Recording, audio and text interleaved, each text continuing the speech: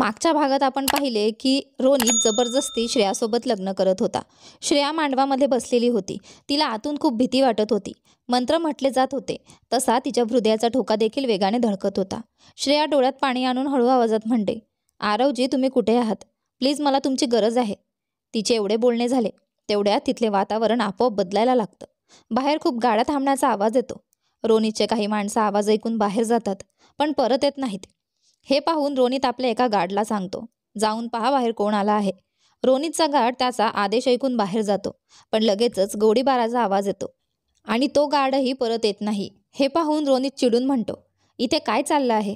त्याचं एवढं बोलणं होतं तेवढ्यात श्रेयाला समोरून एक माणूस चालत येताना दिसतो।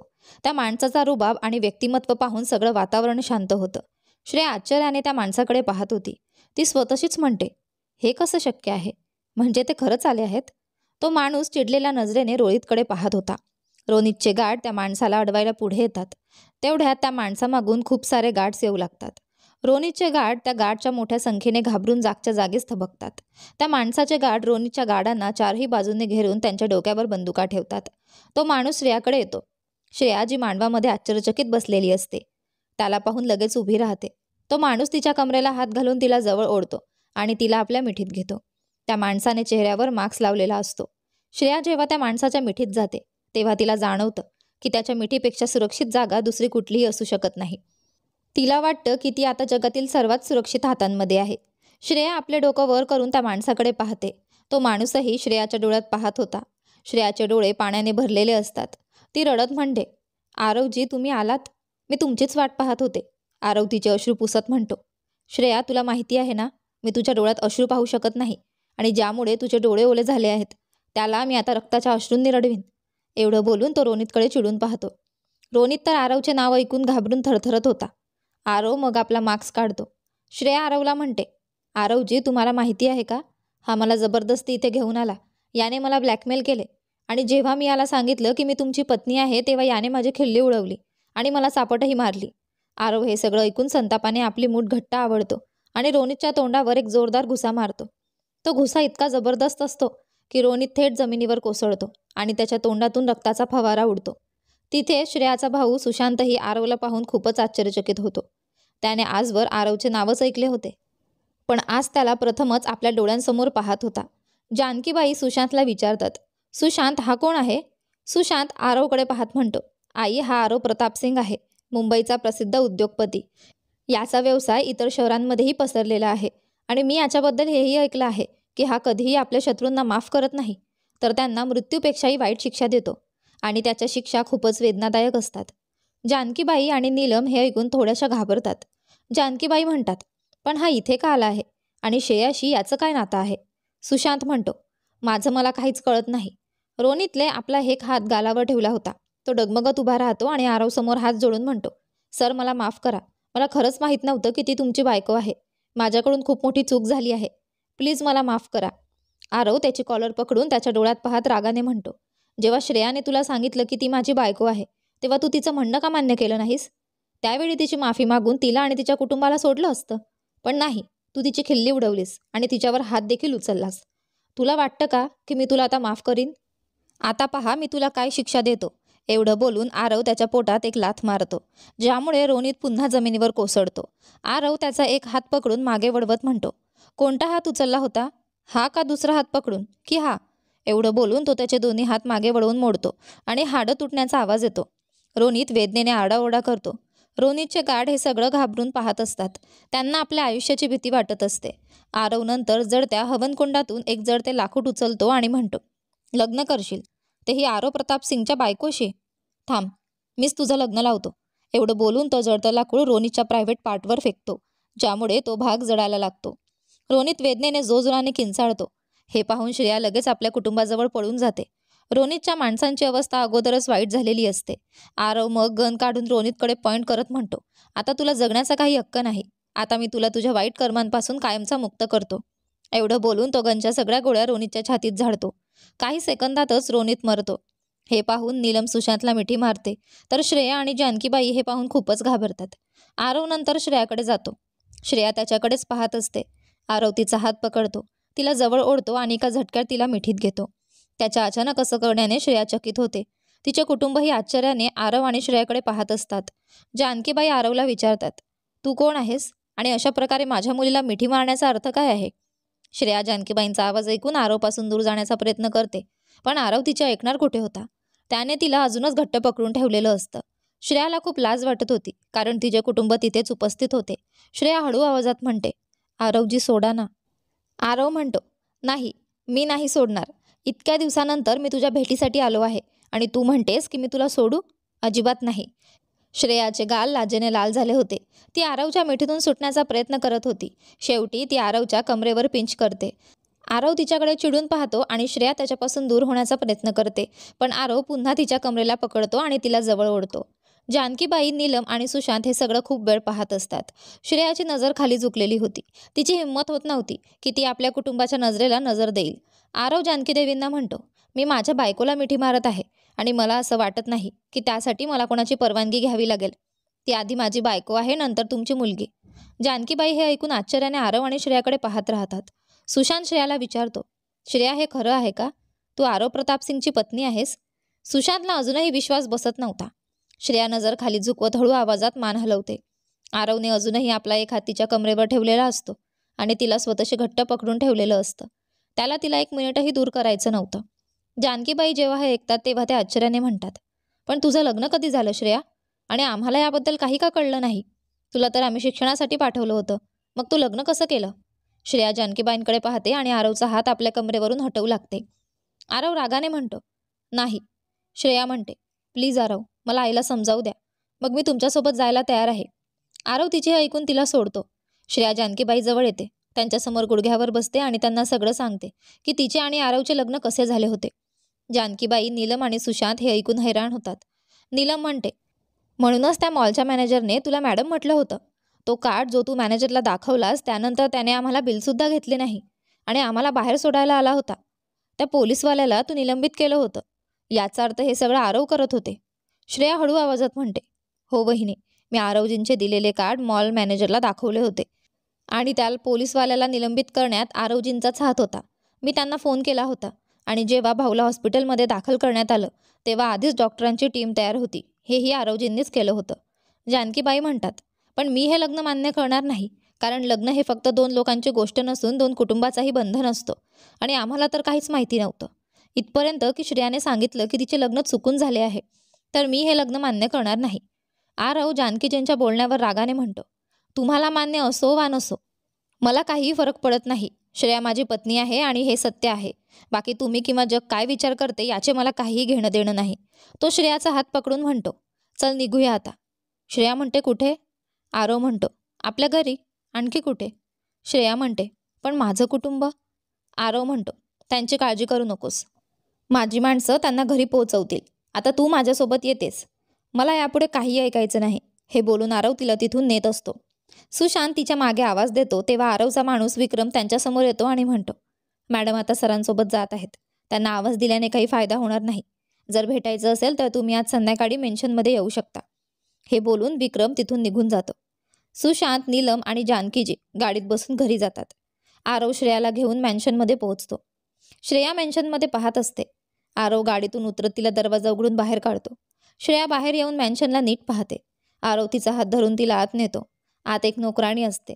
ती आरवला पाहताच वाकून नमस्कार करते. आरव श्रेयाला म्हणतो, आपण काही दिवस इथे राहू, मग मी तुला लंडनला घेऊन जाईन. श्रेया आश्चर्याने विचारते, लंडन? पण लंडनला का जायचं आहे? आरव म्हणतो, माझं कुटुंब तुला भेटायला उत्सुक आहे. माझ्या आईचाही फोन आला होता. ती तुला भेटायला इच्छुक आहे. त्यामुळे आपण 2 दिवसांनी लंडनला जाणार आहोत. श्रेया म्हणते, पण मी लंडनला जाऊ इच्छित नाही. आरव तिचे ऐकून नोकराणीला म्हणतो, तू जा आणि जेवणाची तयारी कर. नोकराणी तिथून निघून जाते. आरव श्रेयाचा हात धरून तिला एका खोलीत घेऊन जातो आणि दरवाजा बंद करतो. श्रेया खोली पाहून विचारते, ही कोणाची खोली आहे? आरव म्हणतो, माझी खोली. श्रेया म्हणते, पण तुम्ही या शहरात पहिल्यांदा आला आहात ना, मग हे मॅन्शन आणि ही खोली? आरव म्हणतो, मी याआधीही इथे आलो होतो. मी जिथे जातो तिथे माझे माणसं मॅन्शनची व्यवस्था करतात. मला हॉटेलमध्ये राहायला अजिबात आवडत नाही. श्रेया म्हणते, चांगलं आहे, पण मी लंडनला जाणार नाही. आरव तिच्या ऐकून चिडतो आणि तिला भिंतीला लावतो. दोन्ही हात तिच्या आजूबाजूला ठेवून ती खाली पाहते. आरव तिची हनुवटी वर करून तिच्या डोळ्यात बघतो आणि म्हणतो, तुला काय वाटतं, मी तुला इथे एकटी सोडून जाईन? तुझी इच्छा असो वा नसो, तुला माझ्यासोबत यावंच लागेल. इतक्या मोठ्या संकटातून बाहेर पडूनही तुला माझ्यासोबत यायची इच्छा नाही. आता तुला सोडण्याचा धोका मी नाही घेऊ शकत. श्रेया म्हणते, पण आरव इथे माझं कुटुंब आहे. मी त्यांना सोडून कसं जाऊ शकते? आरव म्हणतो, तुझं कुटुंब नंतर येतं. आधी तू माझी पत्नी आहेस, म्हणून तुझ्या कुटुंबाची काळजी करणं सोडून दे. जर कुणाची काळजी करायची असेल तर ती फक्त माझी कर. आणि दुसरी गोष्ट, माझं पूर्ण कुटुंब अजून तुला भेटलेले नाही. फक्त माझ्या आईलाच तू माहिती आहेस. म्हणूनच तुझे माझ्यासोबत जाणे खूप गरजेचे आहे. कारण सगळे आरव प्रताप सिंगच्या पत्नीला भेटायसाठी खूप आतुरतेने वाट पाहत आहेत. आणि ही खूप मोठी गोष्ट आहे. त्यामुळे तुझं माझ्यासोबत जाणं खूप महत्त्वाचं आहे. श्रेया काही बोलत नाही, कारण तिला माहीत होतं की आरव तिचे काही ऐकणार नाही. त्याने ठरवलं होतं की तो तिला लंडनला घेऊन जाणारच. मग काहीही झालं तरी आरव तिच्याकडे पाहत पुढे बोलतो, तुला वाटत नाही का की तू काहीतरी विसरत आहेस? श्रेया आश्चर्याने विचारते, मी काय विसरले आहे? आरव म्हणतो, मी तुझी इतकी मदत केली. जर मी वेळेवर आलो नसतो तर तो मुलगा तुझ्याशी लग्न करून टाकले असते. मी योग्य वेळी येऊन तुला त्याच्यापासून वाचवलं आणि तुझ्या कुटुंबालाही. पण तरीही तू मला काहीच म्हणाली नाहीस. आरवची ही गोष्ट ऐकून श्रेयाला तिच्या चुकांची जाणीव होते. ती पटकन म्हणते, थँक्यू आरवजी.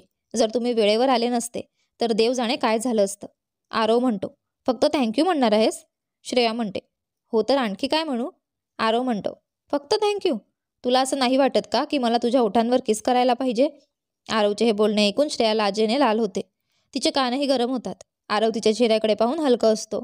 श्रेया नजर खाली घालून म्हणते, आरवजी, मी तुम्हाला सांगितलंय ना, तुम्हाला 1 वर्ष थांबावं लागेल. आरव तिचे बोलणं ऐकून वैतागून म्हणतो, कळत नाही तुझं हे 1 वर्ष कधी संपणार. असू दे, सोड. चल जा आणि कपडे बदलून घे. श्रेया म्हणते, काय?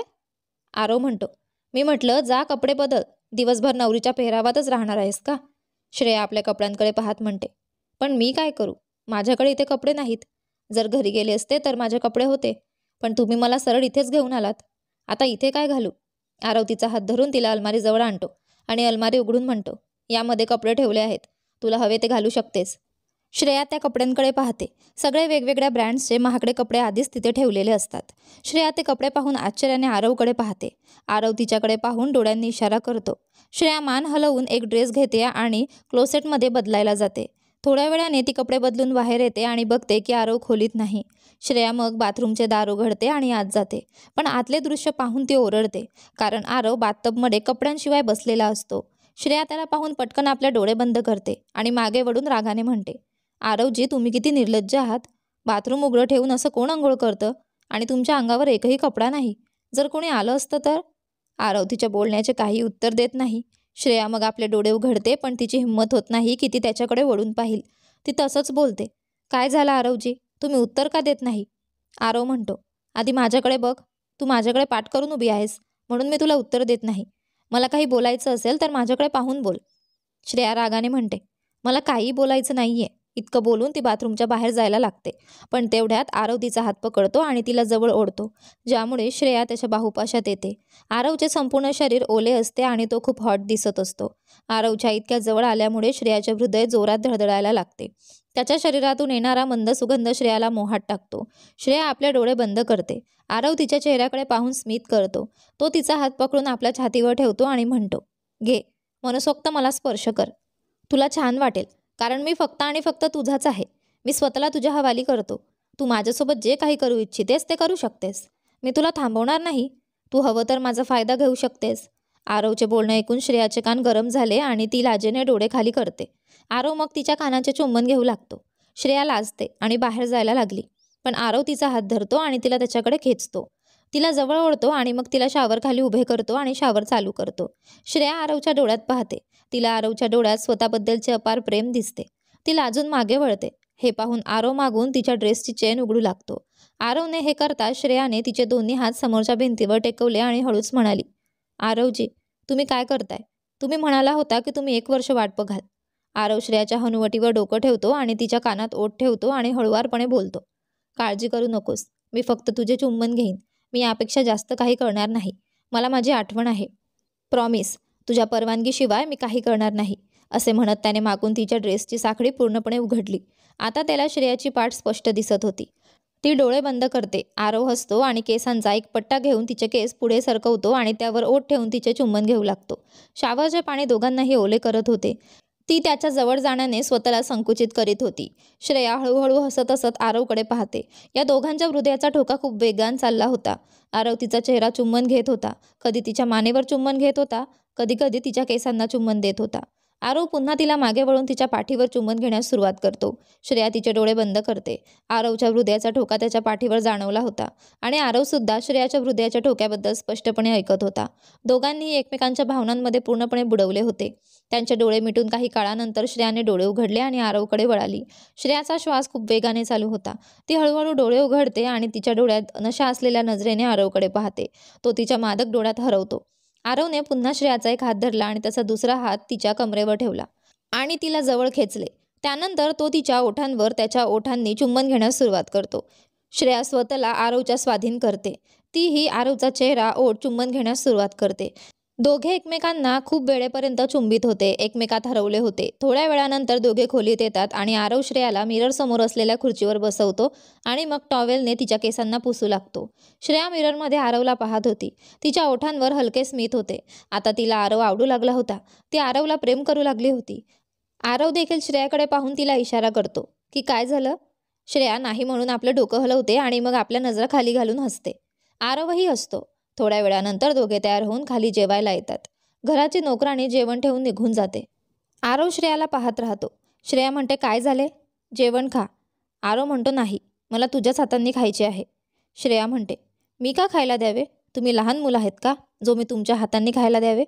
आरव म्हणतो, आज मी तुझ्याच हातांनी खाईन, नाहीतर मी आज संपूर्ण दिवस उपाशी राहीन. श्रेया म्हणते, ठीक आहे, मग उपाशी राहा. हे बोलून ती आपले जेवण खायला लागते. आरव तिलाच पाहत राहतो. श्रेयाला त्याच्या नजरा तिच्यावर पडत होत्या हे जाणवते, परंतु ती त्याच्याकडे पाहत नव्हती. जेवण झाल्यावर श्रेया जाण्याची तयारी करते. आरव तिथेच बसलेला होता. तो तिला थांबवत नाही. 2 मिनिटांनंतर श्रेया परत येऊन आरवच्या बाजूला बसते आणि बोलते, तुम्ही खूप जिद्दी आहात. हे बोलून ती तिची जेवणाची प्लेट आरवकडे वाढवते. आरव तिच्या बोलण्यावर हसून म्हणतो, तुझे प्रेम मिळवण्यासाठी जर मला जिद्दी व्हावे लागले तर ते मला मान्य आहे. श्रेया म्हणते, आशा आहे, आणि जर मी येत नसेल तर काय तुम्ही पूर्ण दिवस उपाशी राहिले असते? आरव तिचा हात पकडून तिच्या डोळ्यात पाहत म्हणतो, माझ्या माहितीनुसार तू नक्कीच येणार होतीस. तू मला उपाशी राहू देणार नाहीस. जसा तुला माझ्यावर विश्वास होता की मी त्या मुलापासून तुझं रक्षण करेल आणि तुझं लग्न त्याच्याशी होऊ देणार नाही, तसाच मला तुझ्यावर विश्वास आहे. आता इतके तरी तुझ्यासोबत राहून तुझी ओळख होऊ लागली आहे. तू बोलत नाहीस, परंतु मी जाणतो की तूही आता माझ्यावर प्रेम करू लागली आहेस. श्रेया त्याच्या बोलण्यावर हसून आपली नजर खाली करते. त्यावेळी विक्रम आत येतो आणि आरवच्या समोर आपले डोके वाकवून बोलतो, साहेब, मॅमचे कुटुंब आले आहे आणि ते त्यांच्याशी भेटायला इच्छित आहेत. श्रेया आणि आरव विक्रमच्या आवाजाने त्याच्याकडे पाहतात. श्रेया विक्रमच्या बोलण्यावर उठून म्हणते, माझी आई आली आहे, मी लगेच जात आहे तिला भेटायला. हे बोलून ती जाऊ लागते, पण आरव तिचा हात पकडून तिला आपल्या मांडीवर खेचून घेतो. श्रेया थोड्या प्रमाणात आरवच्या मांडीवर बसते. आरव तिच्या कमरेला पकडून म्हणतो, इतकी ही घाई काय आहे लगेच जाण्याची? श्रेया विक्रमच्याकडे पाहू लागते. तिला खूप लाज येत होती, कारण विक्रम अजूनही तिथेच उभा होता आणि आरवने श्रेयाला अशा प्रकारे आपल्या मांडीवर बसवले होते. परंतु विक्रम आपले डोके वाकवून आपल्या नजरा खाली करतो, कारण जर त्याने श्रेयाकडे पाहिले तर आरव त्याचे डोळे फोडू शकतो. म्हणून विक्रमला ती हिंमत नव्हती की तो श्रेया आणि आरवला पाहू शकेल. श्रेया हलक्या आवाजात आरवला म्हणते, मला सोडून द्या. तुम्हाला दिसत नाही का की तुमचा माणूस इथेच उभा आहे आणि तुम्ही अशा प्रकारे त्याच्या समोर मला मांडीवर कसे बसवू शकता? थोडी तरी लाज असू द्या. तुम्ही खूप बेशर्म आहात. आरव श्रेयाच्या बोलण्यावर विक्रमकडे पाहतो, जो आपले डोळे वाकवून उभा असतो. मग तो श्रेयाला म्हणतो, त्याची ही हिंमत नाही की तो आपल्याला पाहू शकेल, कारण जर त्याने ते केले तर त्याची त्याला बरीच वाईट आणि वेदनादायक शिक्षा मिळेल आणि तो हे जाणतो. म्हणून तू दुसऱ्यांसाठी विचार करणं थांबव. जर विचार करायचेच असेल तर फक्त माझ्या बाबतीत विचार कर, समजलेस? आणि विक्रमच्याकडे पाहून म्हणतो, तू जाऊन त्यांना सांग ते थांबून राहोत. मी श्रेयाला घेऊन लवकर येतो. विक्रम आपले डोके हलके हलवून तिथून निघून जातो. श्रेया काही मिनिटांनंतर आरवच्या मांडीतून उठते. आरव देखील उभा राहून तिच्या कमरेवर हात ठेवतो आणि तिला आपल्याजवळ खेचतो आणि मग तिला हॉलमध्ये आणतो. हॉलमधील सोफ्यावर जानकीजी, सुशांत आणि नीलम बसले होते. ते तिघे आरवच्या महालाकडे पाहत होते. आरवचा महाल खूप मोठा आणि शानदार होता. तिथली प्रत्येक वस्तू अत्यंत महागडी आणि परदेशातून आणलेली होती. नीलमचे तोंड पूर्णपणे उघडलेले होते. इतका मोठा महल आणि इतक्या साऱ्या वस्तू पाहून. तसेच नोकर देखील अत्यंत सुसंस्कृतपणे आपलं काम करत होते. कुणीही नोकर आवाज करत नव्हता. हे सर्व सुशांत आणि नीलम अत्यंत लक्ष देऊन पाहत होते. त्यांच्या पुढे टेबलावर विविध प्रकारच्या पदार्थांची प्लेट्स ठेवलेली होती आणि पिण्यासाठी अनेक प्रकारचे ज्यूस ग्लास ठेवले होते, जे कदाचित त्यांना कधीही पाहायला मिळाले नव्हते. नीलम तर आताच सर्व पदार्थ चाखून पाहत होती आणि तिला ते खूप आवडले होते.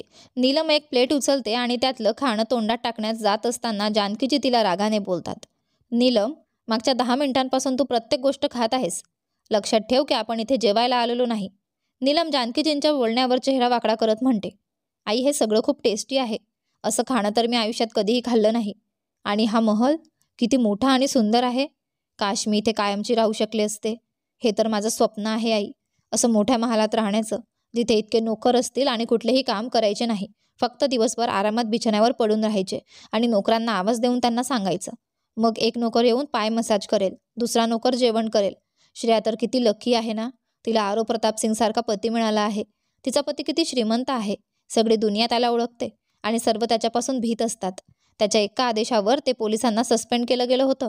आणि ते ज्या मॉलमध्ये मी आणि श्रेया शॉपिंगला गेलो होतो, तो किती महाग होता. पण आरवजींचं कार्ड पाहताच मॉलच्या मॅनेजरने आमच्याकडून बिल घेतलं नाही आणि इथपर्यंत आम्हाला बाहेर सोडूनही आला. हाच असा रोब असतो श्रीमंत लोकांचा. त्यांचे बोलणेच वेगळे आहे. हे बोलून नीलम जानकीजीकडे पाहते आणि तिला घाबरून जाते, कारण जानकीजी तिला खूप रागाने पाहत होत्या. नीलम जानकीजींच्या रागाने भरलेल्या नजरेला पाहून ताबडतोब आपलं डोकं खाली घालते. त्यानंतर सर्वांना चालण्याचा आवाज येतो. सगळे त्या आवाजाच्या दिशेने पाहतात. समोरून आरव आणि श्रेया चालत येत होते. नीलम श्रेयाच्या कपड्यांकडे पाहते, जे खूप स्टायलिश आणि महाग वाटत होते. त्यातले डिझाईन पाहून नीलमचे मन देखील त्यातले कपडे घालण्याचे करते. ती श्रेयाकडे जाऊन तिच्या कपड्यांकडे वरून खाली पाहून म्हणते, श्रेया तुझे कपडे तर खूप महाग आहेत. तू हे कधी घेतले? आरवजीने तुला हे गिफ्ट दिले का? तू मला देखील देणार का? किती किमती आहेत. श्रेया नीलमच्या प्रश्नांवर तिला पाहत राहते. त्याचवेळी आरव नीलमला म्हणतो, 5 लाखाचे आहेत आणि जर तुम्हाला आवडले तर तुम्ही हे कपडे घेऊन घ्या. कारण माझ्या पत्नीने जे कपडे एकदा घालून घेतले की त्यांना पुन्हा घालण्याची परवानगी नाही. नंतर त्या कपड्यांना मी दान करतो. जर तुम्हाला हवे असतील तर घेऊ शकता. नीलम आरवच्या बोलण्यावर आश्चर्यचकित होऊन म्हणते, काय? 5 लाख? आणि श्रेया जर त्या कपड्यांना एकदा घालून घेतले तर ती पुन्हा घालू शकत नाही. तर मग हे कपडे तुम्ही मला द्या आरवजी, आणि तुमचा हा महलही. आरव नीलमच्या तोंडून हे ऐकून तिला खूप रागाने पाहतो.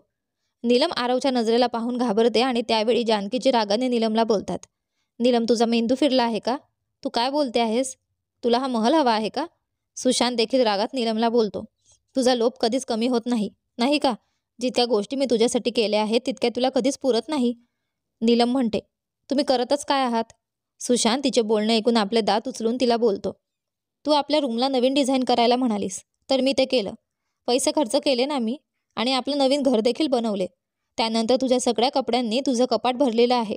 पण तुला ते काही दिसत नाही काय? जे काही तू माझ्यापासून मागते ते मी लगेच आणतो. पण आज तू मात्र सीमा पार केली आहे. घरी चल. इतकं बोलून सुशांत रागात नीलमचा हात धरून तिला तिथून घेऊन जातो. तेव्हा आरवचा आवाज येतो, थांबा. सुशांत आरवचा आवाज ऐकून थांबतो आणि मागे वळून त्याच्याकडे पाहतो. श्रेया आणि जानकीचे देखील आरवकडे पाहत होते. आरव नीलमच्या जवळ जाऊन बोलतो, तुम्हाला हा महाल हवा आहे ना? ठीक आहे, आजपासून हा महाल तुमचा झाला. नीलमचे तोंड उघडेच राहते आरवची ही गोष्ट ऐकून. त्याचवेळी जानकीजी आरवकडे वळून बोलतात, नाही, असं नको करा. ती असंच बोलत होती. आपल्याला काही हवं नाही. आरव जानकीजीकडे पाहून म्हणतो, कसंच नाही? ती माझ्या श्रेयाची वहिनी आहे. पहिल्यांदाच माझ्या घरात आली आहे आणि मला काहीतरी मागितलं आहे. आणि आमच्या कुटुंबाचा नियम आहे की जेव्हा कोणी काही मागतं तर त्याला रिकामे हात परत पाठवत नाही. आणि असंही मी इथे राहत नाही. हे मॅन्शन तर रिकामच राहतं. त्यामुळे आजपासून तुम्ही इथे राहा. नीलम हसून आणि पूर्ण मेन्शनवर नजर फिरवत म्हणते, खरंच? हे पूर्ण मेन्शन आजपासून आमचं झालं? आरव म्हणतो, हो, आजपासून हे मेन्शन तुमचं झालं. तसंच श्रेया आरवकडे वळून म्हणते, आरव वहिनी अशीच बोलत होत्या. तुम्ही त्यांची गोष्ट इतकी गंभीर का घेत आहात? आरव श्रेयाच्या गालावर प्रेमाने हात ठेवून म्हणतो, नाही, मला तुझ्या वहिनीला निराश करायचं नाही. नाहीतर सिंग कुटुंबाची प्रतिष्ठा काय राहील? लोकांना कळालं की माझ्या पत्नीच्या वहिनीने मला काही मागितलं आणि मी त्यांना ते दिले नाही, तर हे मेन्शन काही कामाचंच नाही. आणि असंही आपण उद्या लंडनला जात आहोत. जानकीजी हे ऐकून आश्चर्यचकित होऊन म्हणतात, कशासाठी लंडनला? आरव म्हणतो, हो, माझं संपूर्ण कुटुंब श्रेयाशी भेटायला इच्छितं, म्हणून मी श्रेयाला घेऊन लंडनला जात आहे. जानकीजी श्रेयाच्याकडे पाहतात. त्यांच्या डोळ्यात अश्रू होते. ती आरवकडे वळून म्हणते, सुशांतने मला समजावलं आणि मीही यावर खूप विचार केला. जरी जसंही लग्न झालं तरी श्रेया आता तुमची पत्नी आहे. तुम्हाला आज एक विनंती करते, कृपया माझ्या मुलीची काळजी घ्या. आरव जानकीजींचा हात धरून म्हणतो, आपण काळजी करू नका. ती फक्त माझी पत्नी नाही, माझा प्राण आहे आणि मी तिला खूप प्रेम करतो. ती माझ्या जीवनात खूप महत्त्वाची आहे. जर तुम्ही हे सांगितलं नसलं तरी मी तिची खूप काळजी घेतो. आपण काळजी करू नका, श्रेया माझी जबाबदारी आहे आणि मी तुम्हाला वचन देतो की माझ्या कारणाने कधीही श्रेयाच्या डोळ्यात अश्रू येणार नाही. मी तिला तो सगळा आनंद देईल ज्याच्या ती पात्र आहे. जानकीजी आरवच्या बोलण्यावर हसतात. आता त्यांना दिलासा झाला की त्यांची मुलगी आरवसोबत आनंदाने आयुष्य व्यतीत करेल. त्यांना आता कशाचाही त्रास नाही. त्याचवेळी श्रेया देखील आरवला प्रेमाने पाहत होती. त्याचवेळी नीलम म्हणते, आरवजी. नीलमचा आवाज ऐकून सर्वजण तिच्याकडे पाहतात. आरव म्हणतो, काय? नीलम म्हणते, मेन्शनमध्ये काम करणारे नोकर इथेच राहतील ना? नाहीतर जर ते सर्व निघून गेले तर या मोठ्या मेन्शनची साफसफाई कोण करेल? आरव तिला एक विचित्र नजरेने पाहतो आणि म्हणतो, हो, मेन्शनचे सर्व नोकर इथेच राहतील, ते कुठे जाणार नाहीत. नीलम म्हणते, पण तुम्ही तर निघून जाल, त्यांना त्यांचा पगार कोण देईल? इतके नोकर इथे आहेत आणि माझा सुशांत इतकं कमवत नाही ज्यामुळे तो सर्वांचे पगार देऊ शकतो. आरव म्हणतो, तुम्हाला याची चिंता करण्याची आवश्यकता नाही. नोकरांचे पेमेंट प्रत्येक महिन्याच्या सुरुवातीला त्यांच्या खात्यात ट्रान्सफर होतो. आता तुम्ही घरी जाऊन सामान पॅक करा आणि उद्या सकाळी इथे या. नीलम हसत आनंदित होऊन सांगते, ठीक आहे, आणि तिथून निघून जाते. सुशांत आरवकडे वळून हात जोडून म्हणतो, तिच्या वतीने मी माफी मागतो. आरव म्हणतो, काहीच नाही, मला तिच्या बोलण्याचे काहीच वाईट वाटले नाही. थोड्या वेळानंतर सुशांत आणि जानकीजी देखील तिथून निघून जातात. रात्री सुशांत रागाने डिनर करत होता. त्याचवेळी नीलमच्या ओठांवर मोठे हसू होते.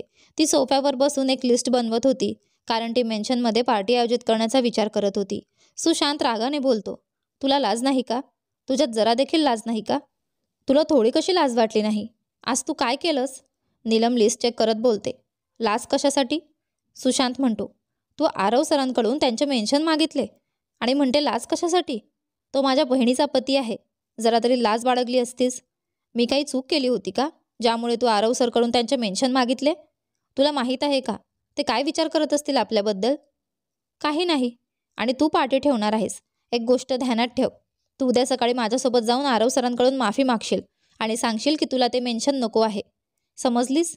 नीलम सुशांतची गोष्ट ऐकून रागाने बोलते, मी आरव सरांकडून माफी मागणार नाही आणि मेन्शनबद्दल काहीही सांगणार नाही. तू ऐकलं नाही का की आरव सर काय म्हणाले? ते लंडन जात आहेत आणि त्यांचे मेन्शन रिकामे राहील. आपण त्यांना मदतच करत आहोत त्यांचे मेन्शन चांगले राखून ठेवून. आणि काय म्हणाले होते? त्यांच्याकडे बरेच मेन्शन आहेत. त्यातलं एखादं दान दिलं तर त्यात काय वाद निर्माण करायचा आहे? आणि हेही सांगते की तू आयुष्यभर मेहनत केलीस तरीही असे मेन्शन माझ्यासाठी बनवू शकणार नाहीस. आणि हो, पार्टीचं तर मी उद्या संध्याकाळी सर्व मैत्रिणींना आणि सासरकडच्या लोकांना बोलवणार आहे. याबद्दल मला काही बोलायचं नाही. आता मला झोप येते आहे. त्यातच मला पॅकिंग पण करायची आहे. Good night. इतकं बोलून ती इतरच कामं करते आणि तिथून निघून जाते. सुशांत जानकीजीकडे बघतो. जानकीजी त्याला समजावून सांगतात, बाळा, तू नीलमचा स्वभाव चांगल्या प्रकारे ओळखतोस आहेस ना? तिला जी गोष्ट एकदा आवडते ती मिळवण्यासाठी काहीही करते. जास्त राग करू नको. मला खरंच आनंद होतोय की श्रेयाला चांगला जीवनसाथी मिळाला आहे जो तिला आयुष्यभर खुश ठेवेल. सुशांत जानकीजींच्या बोलण्यावर हसतो आणि म्हणतो, तुम्ही खरंच योग्य बोलताय आई. श्रेया आरव सरांकडे खूप खुश राहील. आता माझी चिंता श्रेयाच्या लग्नाबद्दल पूर्णपणे मिटली आहे. आणि दुसरीकडे आरव आणि श्रेया डिनर करून खोलीत जातात. श्रेया अलमारीतून कपडे काढून क्लोजेट रूममध्ये कपडे बदलायला जाते. थोड्या वेळाने ती कपडे बदलून बाहेर येते आणि आरवकडे पाहते. आरव सोफ्यावर बसलेला असतो आणि लॅपटॉपमध्ये काही काम करत असतो. त्याने आपली शर्ट बाजूला ठेवली होती आणि त्याचे 6 पॅक्स ॲप्स बघून श्रेया काही काळ त्याच्या शरीरावर नजर ठेवून बसते. त्याचवेळी आरव लॅपटॉपमध्ये काम करत बोलतो, अशा प्रकारे मला बघू नको, नाहीतर मी माझा कंट्रोल गमावीन. श्रेया अचानक त्याचे बोलणे ऐकून धक्क्यात बसलेली होती आणि ती त्वरित तिची नजर दुसरीकडे वळवते. तिला खूप आश्चर्य वाटत होते, कारण आरव लॅपटॉपमध्ये काम करत असतानाही त्याला कसं कळालं की श्रेया त्याच्याकडे पाहत होती. आरव लॅपटॉप बंद करून श्रेयाकडे पाहतो आणि तिच्याजवळ जाऊन तिच्या कमरेवर हात ठेवून तिला आपल्यात घेतो. आता मी तुझ्याजवळ उभा आहे. आता तू मला चांगल्या प्रकारे पाहू शकते. असे चोरक्या नजरेने का पाहत होतीस? श्रेया आरवचे ऐकून ताबडतोब नजर खाली करते. आरव तिला आपल्या कुशीमध्ये घेऊन बेडवर ठेवतो. यानंतर पुढे काय होते ते पाहूया आपल्या या कथेच्या पुढच्या भागात. तोपर्यंत तुम्हाला कथा आवडत असेल तर लाईक, सबस्क्राईब, शेअर, कमेंट नक्की करा. धन्यवाद.